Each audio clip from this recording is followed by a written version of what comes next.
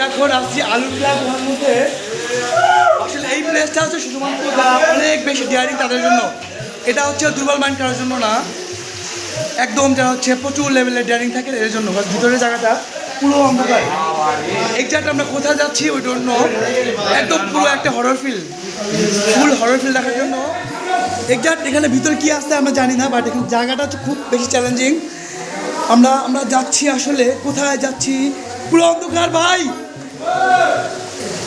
বন্ধুরা exactly we feel sorry to you, cause হচ্ছে আমরা গুহার ভিতরের কোনো কিছু শ্যুট করতে পারি নাই। জাস্ট গুহার শেষ মাথা থেকে বাইরের ভিউটা একটু দেখবেন। সরি টু ইউ, কজ হচ্ছে আপনাদের গুহার ভিতরের অবস্থাগুলো আপনাদের আমি দেখাতে পারি নাই, এই জন্য হচ্ছে I am sorry to you.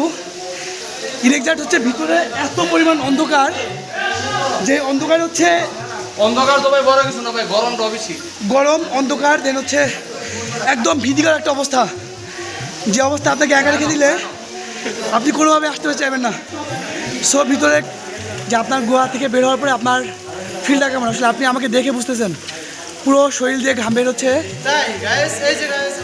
আর হচ্ছে আমাদের এই যে ভাই আসছে, ভাই ভিতরের অবস্থা হচ্ছে যে না আসবে আসলে ভাই খুব ভয়াবহ। আপনি কাউকে বলে বোঝার মতো ওই না আপনার, যে আপনি কাউকে বলবেন বুঝবে এরকম কোনো ওয়ে নাই। একদম পুরো অন্ধকার, গরম, একদম ভীতিকর অবস্থা, একদম রোমাঞ্চকর পরিস্থিতি যাকে বলে, একদম পুরো গা লোম দাঁড়ানোর মতো অবস্থা।